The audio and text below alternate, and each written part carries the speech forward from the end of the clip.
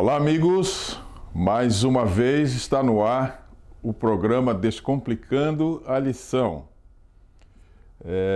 Apesar de já termos um ano, de atividades, é sempre bom porque vão aparecendo novas pessoas que vão entrando no canal e vendo.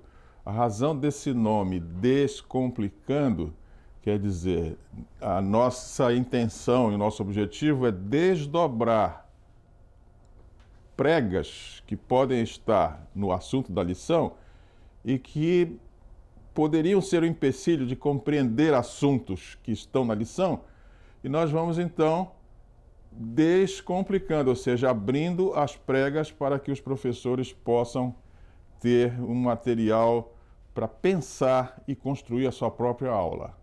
Ou seja, o que nós estamos informando é que o programa tem um objetivo: mentorar os professores para que eles possam ter excelência na sua condução diante da sua unidade de ação. Então, duas coisas importantes é apertar o dedinho ali no like, naquela mãozinha que aparece lá no vídeo, porque o programa entende que se muitos likes são oferecidos, esse programa é importante, então uma plataforma colocará isso de uma forma muito visível e muitas pessoas que talvez não tivessem intencionalmente procurando o programa encontrarão esse programa. É um trabalho missionário que precisa ser feito. E a segunda coisa é: divulguem esse trabalho, multipliquem esse vídeo pelos seus amigos professores da Escola Sabatina e façam com que a palavra de Deus possa ser entendida por mais pessoas. Não esqueçam de interagir conosco também ali no chat da plataforma, para que a gente tenha um termômetro de como essas aulas estão chegando e o aproveitamento de todo esse material que está sendo trabalhado aqui por nós. Então, vamos à lição dessa semana. No trimestre, nós estamos estudando sobre o amor de Deus e a justiça de Deus. Nós já estamos aqui quase no final do trimestre, essa é a 11ª lição.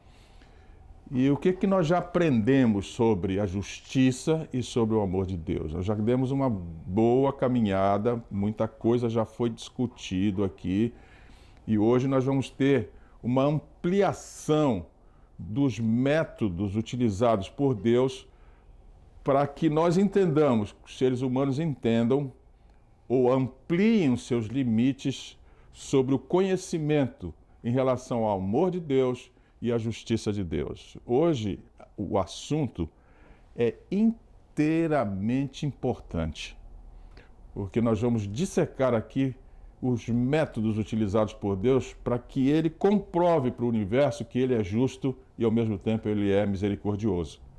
Então, o assunto é o que mais Deus poderia ter feito, ou seja, o que mais nós precisaríamos para entender que Ele é amor e é misericórdia e também é justiça. Essa lição, a figura que está aqui assim, para iniciar, ou seja, tira a ilustração, ela realmente enfecha todo o assunto da lição. O que mais eu poderia ter feito? Vejam aqui. O juízo sendo aplicado, o homem sentado sobre uma parte da graça totalmente disponível para nós. Nós já utilizamos muito pouco dessa graça, por isso os juízos. Então, o assunto aqui está resumido no verso para memorizar. Pilatos, que esteve diante de toda a graça de Deus, que esteve diante de Jesus, ele pergunta para o próprio Jesus: então você é rei? E Jesus respondeu: o Senhor está dizendo que sou rei. Eu para isso nasci e para isso vim ao mundo, a fim de dar testemunho da verdade. Ou seja, o próprio Deus desce do céu e escancara a sua graça e diante de Pilatos. E olhe o que Jesus complementa, dizendo para Pilatos: todo aquele que é da verdade ouve a minha voz. Então, agora nós vamos olhar esse assunto com muita atenção, porque a pergunta que está aqui é: o que mais eu poderia ter feito? Ou seja, o que Deus mais poderia dar para nós que Ele não deu? Ele deu tudo. Nós precisamos entender isso, e a lição vai demonstrar isso agora. A premissa para essa semana: assim é o caráter de Cristo, como foi revelado em sua vida. Ou seja, nós estamos falando aqui da coerência entre pensamento e obras. Nós estamos falando de integridade. Esse também é o caráter de Deus, ou seja, o caráter de Cristo é o mesmo de Deus. Do coração do Pai é que brotavam as torrentes da divina compaixão manifestada em Cristo, fluindo até alcançar os filhos dos homens. Deus, o meigo e compassivo Salvador, era Deus manifestado na carne. Então, esse trecho que está no caminho a Cristo, logo no início, na página 10, está dizendo o seguinte: que mais ele poderia ter feito? Que mais ele poderia ter feito? Esse trecho é exatamente essa ideia. Tudo ele trouxe, toda a graça foi demonstrada através de Cristo, todo o amor de Deus foi demonstrado através de Cristo. O que mais nós poderíamos ter querido para entender o amor e a justiça de Deus? Então, com isso na frente, vamos entender a lógica dessa semana. A lógica do estudo é a justiça de Deus e suas intenções amorosas. Ou seja, é a antítese da acusação de Lúcifer. Deus não é justo porque, se ele é amor, uma coisa exclui a outra. Essa é a tese de Lúcifer. Ele não pode ser amor e justo. As duas coisas não são casadas. E nós vamos ver o método que Deus usou para comprovar isso. Então, nessa semana, nós precisamos reconhecer a justiça de Deus. Nós vamos falar aqui sobre como eu posso reconhecer essa justiça, ou seja, como eu posso entender a justiça. Nós precisamos reconhecer as intenções amorosas de Deus, ou seja, porque eu entendo a justiça dele, eu vou entender também a intenção amorosa dele. Eu não vou entender isso se eu não entender a justiça. Tá claro? Uma vez que eu entendo essas duas coisas, eu vou proclamar a justiça e as intenções amorosas de Deus. Essa é a questão lógica para essa semana. Então vamos ao primeiro assunto. Novamente, os professores vão ter, no auxiliar da lição, uma leitura sobre esse assunto também. É claro que aqui nós estamos ampliando um pouco aquilo que está nesse auxiliar para o professor. É bom que os professores entendam qual é a dinâmica de tudo isso que acontece aqui. O que nós vamos falar agora talvez esteja um pouco além do auxiliar, mas é necessário que assim seja para o professor construir a sua própria ciência. É importante que ele tenha subsídios ou tenha background para poder raciocinar na sua classe e até responder questões que podem eventualmente surgir. Então, olha só, vamos ver o primeiro assunto. Precisamos reconhecer a justiça de Deus. Como é que eu me organizo para reconhecer a justiça de Deus? Então, nós somos convidados a conhecer que Deus é justo. E aqui tem dois conceitos importantes que vão ampliar, são como lentes na frente dos olhos para que nós possamos enxergar a justiça de Deus. O primeiro conceito é a universalidade do pecado. Todos pecaram e estão destituídos da glória de Deus. Romanos 3, 23 é um texto que todos nós sabemos. O que está sendo dito aqui? Não tem um justo sequer. Ninguém. Todos pecaram. Podem perguntar, e as crianças? Sim, as crianças também pecaram. Não vou discutir isso agora, mas entendam isso, que não há nenhum justo, ok? Essa é a universalidade do pecado. A segunda noção importante para que nós reconheçamos que Deus é justo é que existe um processo de justificação da culpa que nós carregamos, que é a chamada justificação pela graça.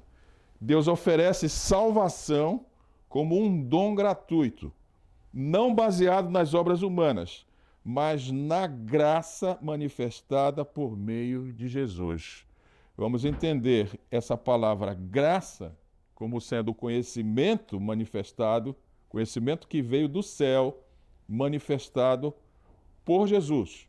Com esses dois conceitos, ou seja, todos pecaram, mas há uma maneira de justificar, nós vamos começar a entrar nessa manifestação da justiça de Deus, que é o sacrifício de Cristo, que demonstra essa justiça, mas também demonstra o amor de Deus. As duas coisas no sacrifício de Jesus foram cabalmente abertas para nós. Se quisermos usar o mesmo motivo do programa, foram descomplicados diante de nós, é o amor de Deus e a justiça. Nesse momento vamos ver como é que a justiça de Deus opera. Os pecados passados foram tolerados. Ou seja, antes do sacrifício de Cristo, o que o Espírito de profecia diz para a gente?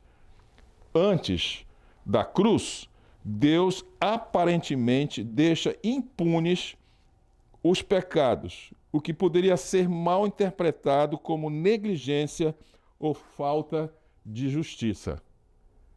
Então, antes da cruz, pode parecer que houve tolerância do pecado. Mas se nós lermos um pouco mais, o que vai acontecer? Na cruz, Deus mostra que ele não ignora o pecado, mas pune o pecado em Cristo. Cristo assume o lugar dos pecadores. Essa ideia, nós vamos ver na lâmina para frente, chama-se a ideia, o método da substituição. Nós vamos entender isso daqui a pouquinho. Assim, a cruz vindica o caráter de Deus, revelando que ele é justo, porque pune o pecado, Cristo recebe a punição, e, ao mesmo tempo, é o justificador, portanto, ele é misericordioso, porque perdoa os pecadores que confiam em Cristo. Esses princípios que estão aqui são as lentes através das quais nós vamos entender que Deus é justo. Ok? Então vamos andando aqui. Cristo, o vencedor. Agora nós vamos dissecar um pouco o método usado por Deus para mostrar justiça e misericórdia. Mostrar que essas duas coisas, Cristo vai defender a tese que é antagônica à tese do inimigo. O inimigo diz que justiça e misericórdia não podem andar juntos. Deus está dizendo que pode. E ele agora vai defender essa tese. Então, a primeira coisa que nós precisamos entender é a humilhação de Jesus. Isto não foi apenas um evento incidental, mas uma escolha deliberada que revela como Deus age para resolver o problema do pecado e da separação da humanidade. Prestem atenção agora. Esse método, qual é o método? O método da humilhação reflete o caráter de Deus e a natureza do reino que ele quer estabelecer. Ok? Então, humildade é uma das virtudes que são necessárias. São virtudes sine qua ou virtudes sem a qual eu não entro nesse reino. São 3 virtudes: justiça, misericórdia e humildade. E aqui nós estamos vendo a humilhação de Jesus. Na verdade, é um método que reflete o caráter de Deus e a natureza do reino dele. O amor de Deus é sacrificial e altruísta. Está em 1 João 4, 8 a 10. A humilhação de Jesus, desde sua encarnação até a cruz, demonstra esse amor em ação. Professor, nós já tratamos aqui desse assunto, que é a materialidade de Jesus, ou seja, ele se materializa, ele adquire um corpo. A profecia fala que Jesus receberia um corpo. Era importante a encarnação de Jesus. Por quê? Por essa frase que está aqui. A encarnação demonstra o amor em ação. Não há como fazer isso senão de forma física, tá claro? Então, Deus escolheu a humilhação, e venham comigo aqui com muita paciência e atenção. Deus escolheu a humilhação como um método, porque é o oposto do orgulho e da exaltação que caracterizam o pecado. Tá claro? Não é um sentimento aqui. Não é um incidente. É alguma coisa intencional. É alguma coisa pensada, racionalizada. Nós estamos diante de um método usado por Deus para provar que ele é justiça e é amor. Então, ele escolheu a humilhação como um método porque é o oposto do pecado, o oposto do orgulho. Em Filipenses, capítulo 2, versos 6 a 8, nós podemos... Consultem essa passagem porque vocês vão entender isso. Paulo falando sobre esse método da humilhação. É uma forma de curar o coração humano, desafiando diretamente a lógica de poder e de egoísmo. O que caracteriza exatamente o pecado? Não é a exaltação? É a independência de Deus? Então, o que Jesus trouxe para nós? A humilhação. Ele trouxe a conformidade com a vontade de Deus para mostrar uma metodologia que é a única metodologia capaz de parar a questão do pecado. Então, por isso ele é o vencedor. Ele utiliza um método. E esse é o método que ele espera de nós. Isso está lá em Miqueias 6, 8. O que Deus espera dos homens? Tem 3 virtudes lá, a última é a humilhação. Por quê? Porque a humilhação é um método que é o oposto da exaltação. É o oposto de Lúcifer. A humilhação é exatamente o antídoto contra o veneno da serpente. Tá claro? Então vamos aqui. A outra questão importante é a substituição. Então nós temos, nesse método, duas, vou usar aqui a palavra técnica, né? 2 técnicas que nós precisamos lançar mão. Esse método lança mão da técnica da humilhação e lança mão da técnica da substituição. Use essa palavra técnica aí muito entre aspas, ok? A substituição foi o método que reconciliou a justiça e o amor de Deus. Como assim? Que aqui tem 2 pontos, né? Na língua portuguesa, 2 pontos sempre requer uma explicação, não é verdade?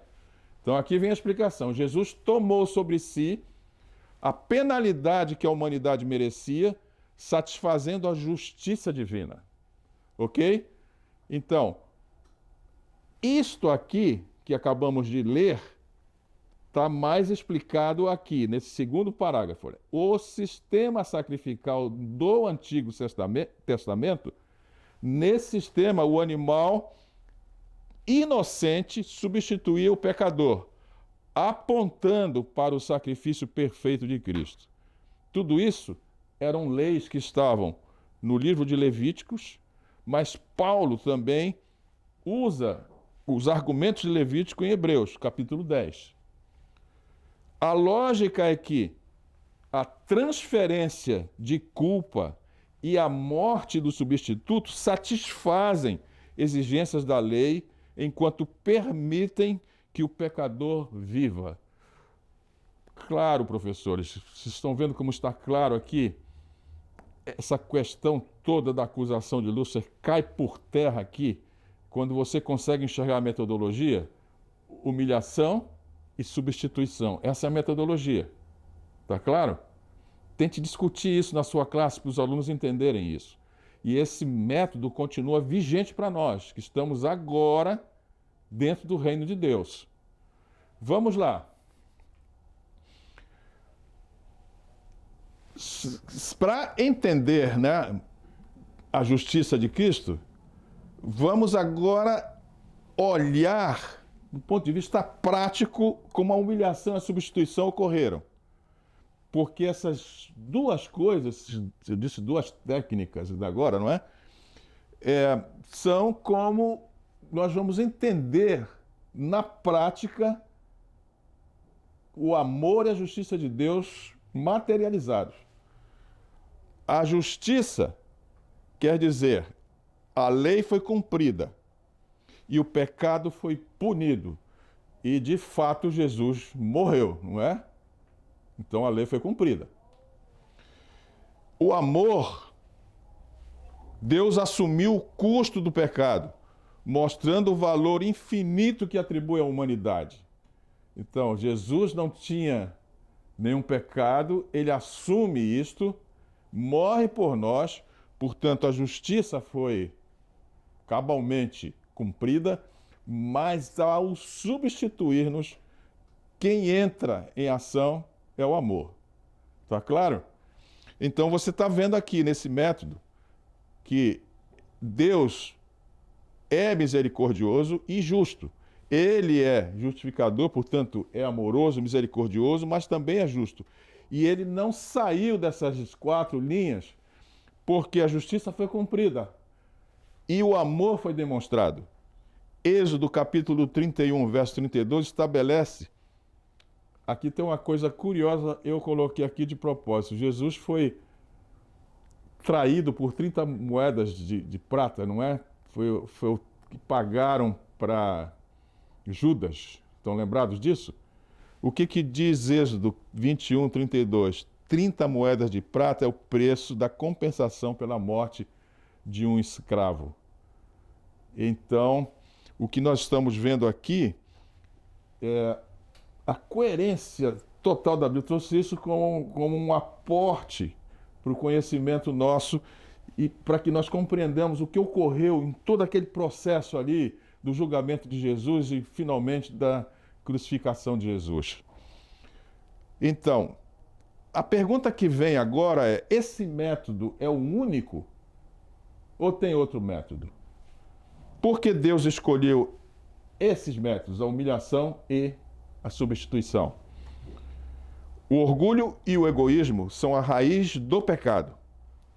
A humilhação de Cristo confronta diretamente esses valores, mostrando o caminho da humildade e do serviço, que é antagônico ao pecado, né?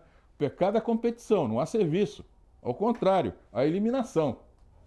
Mas Jesus escolhe um método que é o único capaz de demonstrar, eu falei uma palavra que não é muito comum a gente usar, né? A antítese de toda a tese de Lúcifer, né?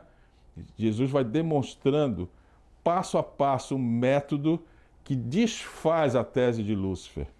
E aqui, olha, humilhação e a substituição não são apenas atos, mas métodos escolhidos por Deus para redimir a humanidade. Eles refletem sua natureza, desafiam valores do pecado e estabelecem um novo padrão de vida no reino de Deus. Quero que vocês entendam bem isso, meus caros. Por que que o profeta Miqueias diz: Deus quer isso de você? Justiça, misericórdia e humildade. São as 3 virtudes que Miqueias diz que dessas coisas Deus se agrada. É por quê? Porque são métodos que desfazem a tese do pecado. E nós temos que viver utilizando este método. Nós vamos ter que praticar esse método para estar no reino de Deus, porque essa metodologia estabelece novos valores, portanto, um padrão de vida dentro do reino de Deus. Está claro isso? Então, olha só. A substituição inspira gratidão e amor, motivando os crentes a viverem para Deus. O método de Deus, 1 Coríntios 1, 18 a 25, é uma demonstração de sua sabedoria e poder. Ele destrói o pecado usando o oposto da sua natureza. Qual é o oposto da natureza do pecado? Humildade em vez de orgulho. Amor em vez de egoísmo. Então, o que é que nós vimos? O método, nós vimos as razões do método, nós vimos o método aplicado através de Jesus, ou seja, fisicamente funcionando, e agora como nós temos que nos comportar dentro do reino de Deus, utilizando a mesma metodologia. Está claro, professores? Isso é a discussão na sua classe, os alunos terão que entender isso. Agora, mais um exemplo aqui de como esse método é o método que precisava ser usado e precisa estar diante de nós. A lei do parente remidor, que em hebraico quer dizer goel, a palavra goel quer dizer remidor, é uma lei que está em Levítico, capítulo 25, dos versos 25 a 55. Eu não vou ler isso aqui porque o texto é muito grande, mas vou mostrar um exemplo que está em Ruth. Lembram de Ruth? Ruth, ela foi redimida por um parente próximo, que era Boaz. Lembram disso? Essa lei do parente próximo remidor, parente mais próximo, o Goel, ele tinha uma responsabilidade legal, esse parente, de resgatar um parente em dificuldades. Jesus, ao assumir a natureza humana, tornou-se nosso parente próximo e nosso redentor, pagando a dívida que não podíamos pagar. Aqui está o amor e a justiça de Deus aplicados no nosso dia a dia. Aqui está a aplicação prática, com o exemplo da Bíblia de como ocorreu o processo de justificação que todos nós que somos pecadores por causa da universalidade do pecado temos que passar. A metodologia completamente explicada aqui no texto da lição, ok? Então agora podemos ir para o segundo assunto, que é nós precisamos reconhecer as intenções amorosas, já que a justiça ficou clara, ou seja, nós, por estarmos em dificuldade, precisávamos de um parente resgatador, de um Goel, agora nós vamos entender as intenções amorosas de Deus, né? Já que ele aplicou a justiça, vamos ver. O autor da lição vai mostrar para a gente que o entendimento sobre a justiça e o amor de Deus vai nos levar a ser exemplo para muita gente. E é disso que a lição vai tratar agora, como a igreja vai se tornar exemplo para muita gente. Então, Isaías 1, capítulo 1. Professores, todos precisavam ler esse capítulo 1 de Isaías. Ele é um capítulo esclarecedor da nossa situação. O que tem lá de interessante? Deus dizendo que ele escolheu a melhor semente, comprou um terreno, melhorou o terreno, limpou o terreno, ele adubou o terreno, plantou a melhor semente e deu uva brava. Essa história é a história na nossa história. Ela é explicadora aquela universalidade do pecado, né? Nós todos pecamos, apesar da graça de Deus disponível para nós. É impressionante como isso nos pegou. E agora nós temos toda a metodologia já vista ali anteriormente de como sair fora dessa condição. E uma vez que nós entendamos essa metodologia, nós vamos ser exemplo para outras pessoas. O texto está dizendo aqui que a história de Israel pode ser ampliada, né? E ela fala do conflito cósmico entre o bem e o mal. Israel é usado como um microcosmo da humanidade caída. Assim como Israel se afastou de Deus, a humanidade como um todo compartilha essa mesma condição de rebelião e corrupção moral. Ou seja, aqui está a universalidade do pecado de novo.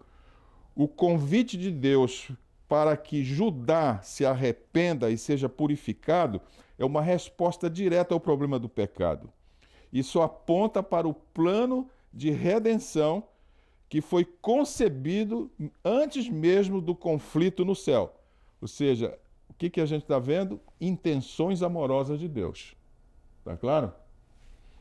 Então, agora nós vamos ver aqui alguns textos mostrando essas intenções amorosas de Deus e o que resulta diretamente sobre nós Deus ter intenções amorosas.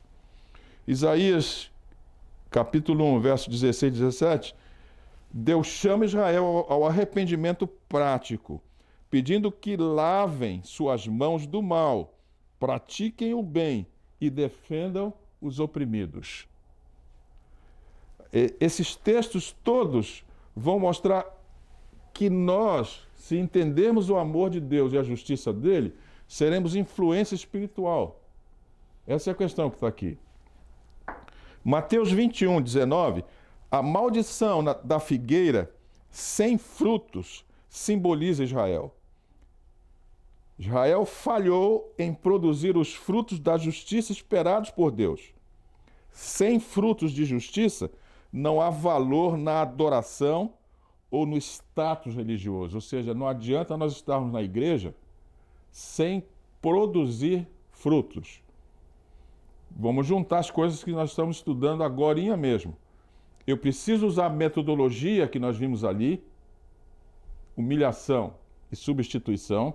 Eu preciso usar essa metodologia para que eu possa produzir frutos. Vejam isso, professores. Porque essa lição da figueira, o que Jesus viu ali? Uma figueira cheia de folhas. Ela tinha que ter frutos e ela não tinha frutos. Israel era vigoroso, bonito, esplendoroso, mas não produzia frutos de justiça. E o que aconteceu? Morte da figueira, não é isso? No outro dia os discípulos voltaram lá, a figueira estava morta. Por quê? Porque a questão é que não há valor na adoração ou no status religioso sem frutos.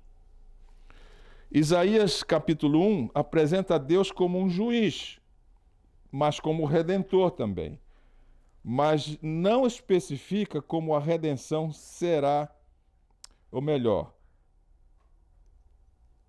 não especifica como a redenção será realizada. Mas em Mateus 21, Jesus especifica, Jesus se apresenta como o cumprimento das profecias messiânicas e o agente redentor. Sua entrada triunfal em Jerusalém cumpre a profecia de Zacarias 9:9 e aponta para a sua missão redentora.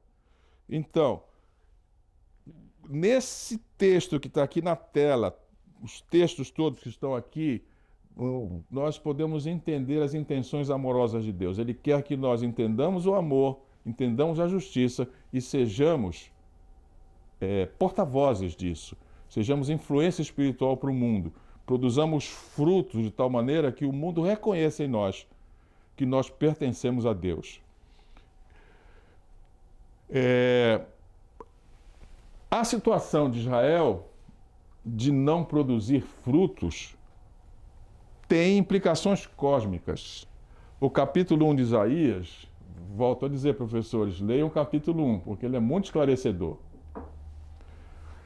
Deus expõe a rebeldia de Israel e convoca céus e terra como testemunhas.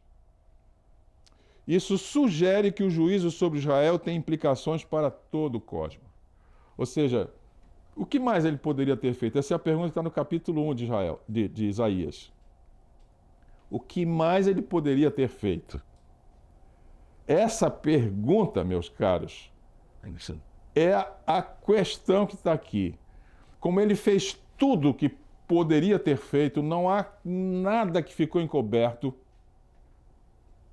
Ele chama os céus e a terra como testemunha. Por quê? Porque vem um juízo. E os seres inteligentes que não pecaram e os anjos que não pecaram são testemunhas de que Deus fez tudo o que poderia fazer. Agora, Mateus 21, Jesus redefine quem faz parte do povo de Deus, apontando para uma missão universal. Qual é a missão universal?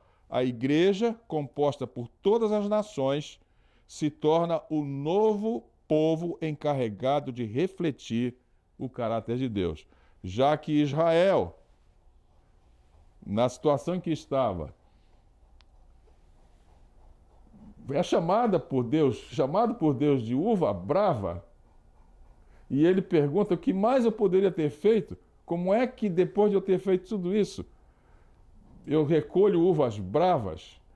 Essa situação está sendo vista aqui em relação à igreja. Deus faz com que judeus e gentios se unam. Para quê? Para que um novo povo fique agora encarregado de refletir o caráter de Deus. E neste ambiente estamos nós. Nós somos os gentios que estamos junto com os judeus na nova igreja, a igreja cristã. Está claro isso?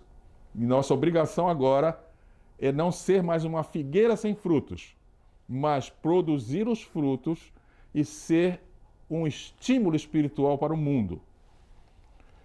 Justiça e misericórdia combinadas. É isso que Deus espera que a igreja entenda e demonstre. Isaías 1,18 diz: ainda que os vossos pecados sejam como a escarlata, eles se tornarão brancos como a neve. São as intenções amorosas de Deus. Está claro? As intenções amorosas de Deus. Justiça. 2 pontos, ou seja, vamos explicar. Deus não compromete sua santidade. Ele oferece perdão, mas requer arrependimento. Ok? Misericórdia. 2 pontos. Minha explicação. Deus toma a iniciativa de purificar o pecado, mostrando que sua justiça é redentora e não apenas punitiva. Aqui está o destroçamento, o naufrágio completo da tese de Lúcifer, que Deus não é amor e justiça. Deus destrói isso aqui, muito claramente. Isaías capítulo 1, versos 24 e 25. Deus promete purificar seu povo como um refinador purifica o metal, removendo as impurezas. Intenções amorosas de Deus, ok? Então, olha aqui, precisamos ir para a prática novamente, né, sobre esse segundo assunto, o chamado dos cristãos. Jesus declara que os cristãos devem dar muito fruto, assim glorificar ao Pai. Ou seja, essa palavra glorificar, às vezes, não é muito palatável para a maioria das pessoas, né? Mas glorificar quer dizer dar glórias, ou seja, fazer com que alguém perceba que o que eu estou fazendo é resultado da mentoria de alguém que está por trás de mim. E é isso que está aqui sendo explicado, que a igreja precisa, os cristãos precisam dar muitos frutos, porque assim eles vão glorificar ao Pai, ou seja, os frutos são produtos da mentoria de Deus, está claro? Fruto que Deus espera é evidenciado no caráter, nas boas obras e na proclamação do Evangelho. É isso que Deus espera. Ou seja, nós estamos voltando aqui para as 3 mensagens angélicas, e já falamos aqui várias vezes durante os comentários das lições anteriores. O terceiro assunto é, uma vez que eu compreendo o método de Deus, uma vez que eu compreendo a justiça de Deus, como Ele fez para demonstrar tudo isso, uma vez que eu compreendo as intenções amorosas de Deus, o que vai resultar é que nós vamos entender a necessidade de proclamar a justiça e essas intenções amorosas de Deus, porque muita gente não sabe disso. Se nós, adventistas, ainda não compreendemos isso, estamos estudando isto, muito menos o mundo que não usa a palavra de Deus. Então,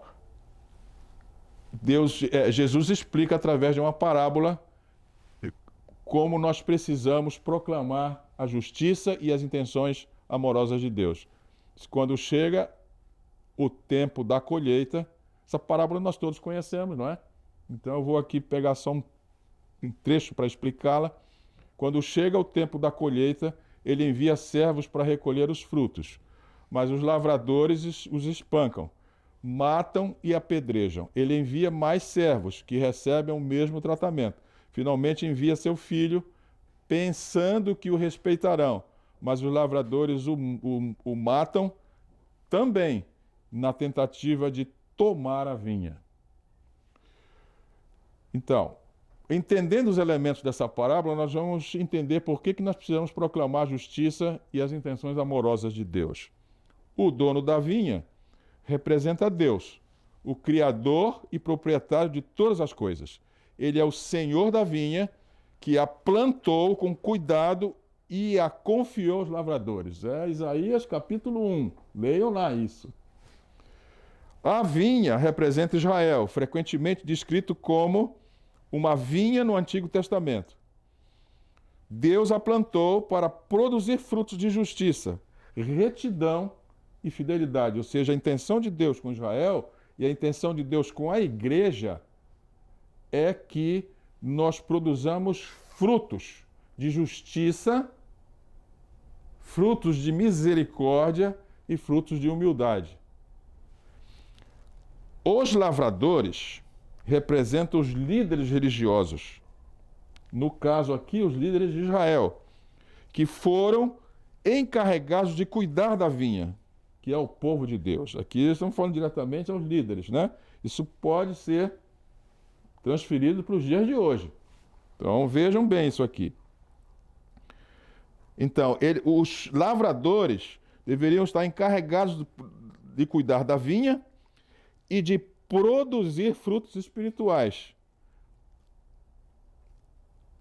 Os servos enviados representam os profetas enviados ao longo da história de Israel.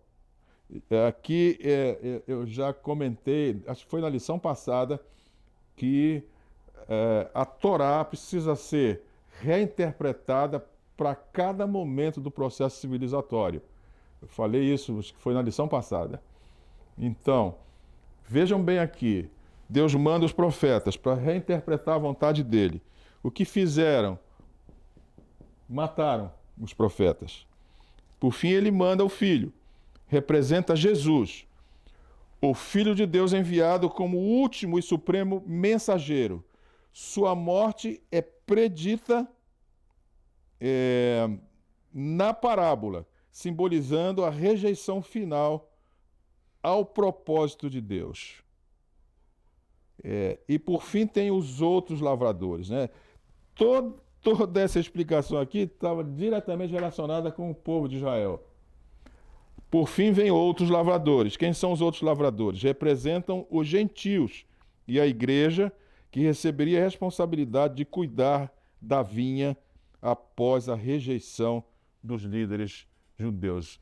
Então, essa parábola está falando de toda a história do povo de Israel, o que aconteceu com eles, a não interpretação correta do método de Deus, eles não entenderam nada, ou melhor, preferiram seguir as inclinações da razão humana, esqueceram de interpretar corretamente a palavra de Deus, partiram para a razão humana, e até hoje os judeus usam isso. Qualquer literatura judaica, qualquer texto judaico que esteja discutindo qualquer trecho da Torá, eles vão buscar simplesmente uma explicação de um sábio, ao invés de buscar o método indicado pela hermenêutica bíblica, que é sola scriptura, ou seja, a própria escritura explica a si própria.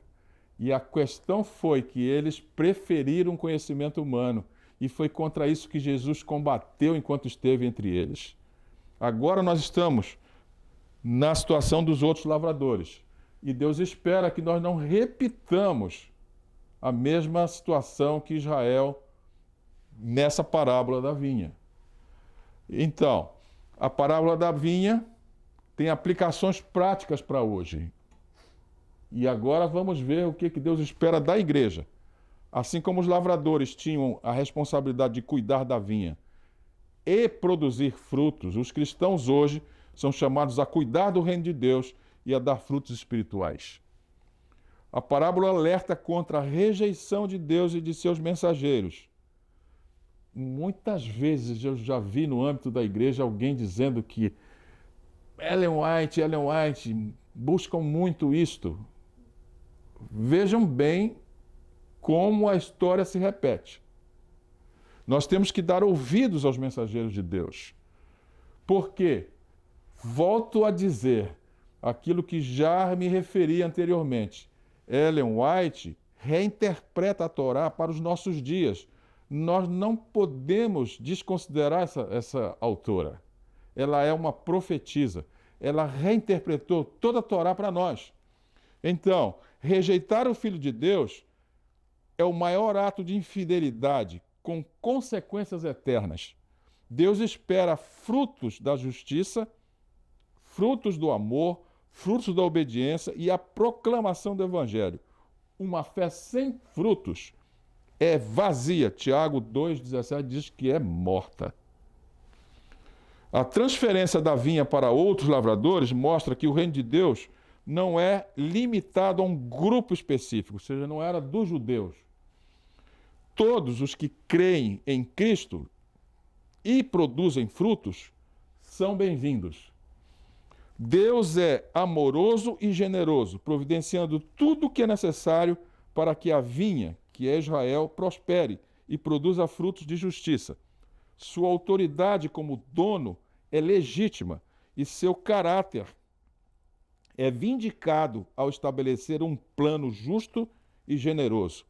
Ao enviar seu Filho, Deus mostra que está disposto a pagar o preço mais alto para redimir a humanidade. A cruz, prefigurada na morte do Filho, na parábola, é o ápice da revelação do caráter de Deus como justo e amoroso. Então, destacamos aqui alguma coisa para os professores olharem com carinho. Anunciar o Evangelho é mostrar o caráter de Deus como justo e amoroso, que oferece salvação através do sacrifício de Jesus. Professores, aqui está uma lição extremamente prática. A nossa questão não é tirar pessoas de outras religiões e trazer para o adventismo. Isso chama-se proselitismo. A nossa questão está além disso.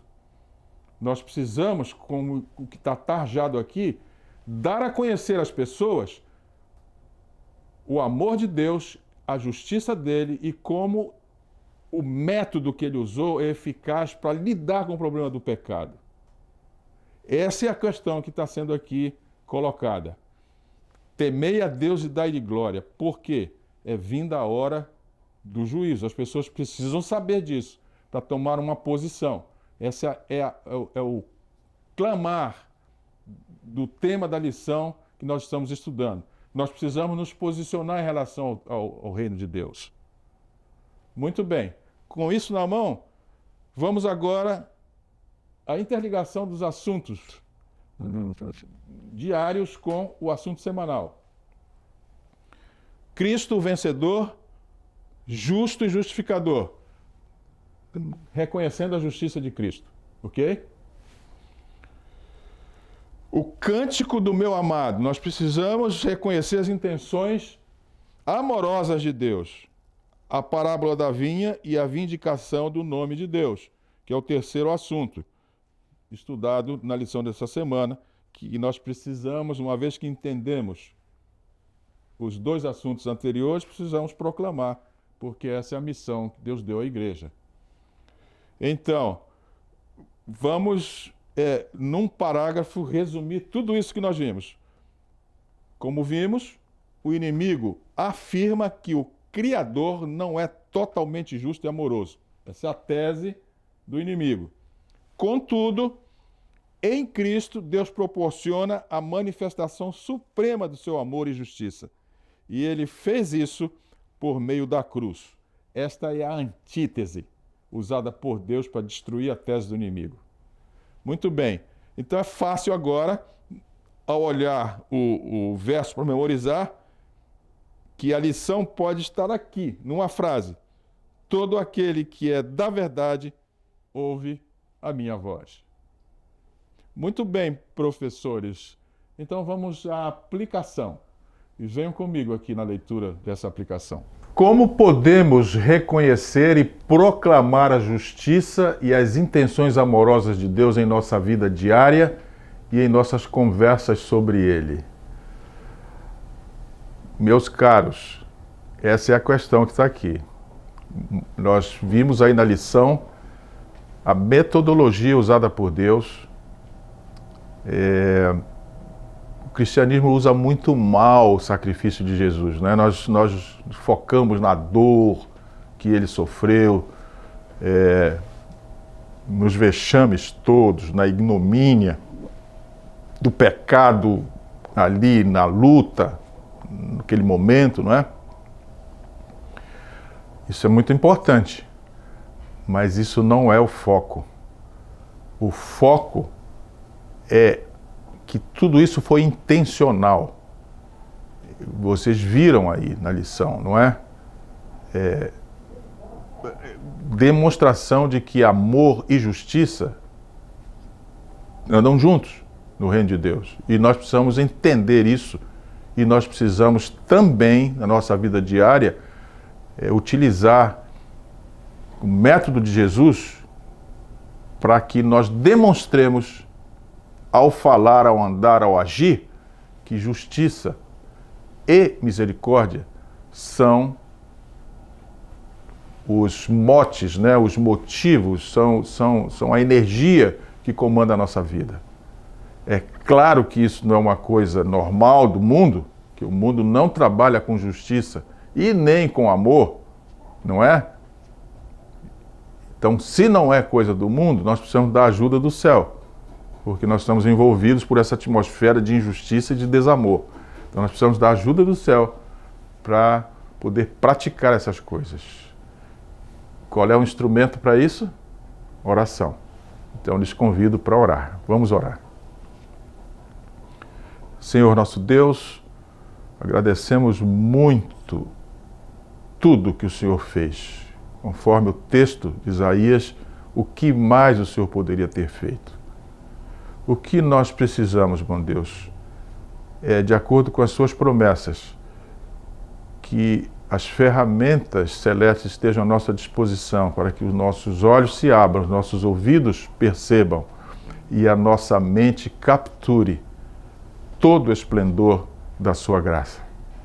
E assim nós vamos ser incentivos espirituais ao mundo. Essa bênção nós pedimos em nome de Jesus. Amém. Caros professores, a lição número 11 foi concluída. Estamos quase no fim da lição, só temos mais 2 lições para terminar o trimestre. A questão aqui é: o que nós aprendemos e que modificou o nosso comportamento por termos uma lição sobre o amor e a justiça de Deus. Essa questão não pode ficar para lá. Nós temos que fazer uma análise, um balanço e ver se esse conhecimento todo, ou seja, o que mais Deus precisa nos mostrar para que nós entendamos o que Ele quer. Então, professores, a sua missão é descomplicar essas coisas, ou seja, desdobrar isso para a sua unidade. O próximo assunto é ainda mais denso, é mais forte e precisa de mais sabedoria para entender. Então, lhes convido para não perderem o próximo episódio. E eu lhes encontro lá. Até lá!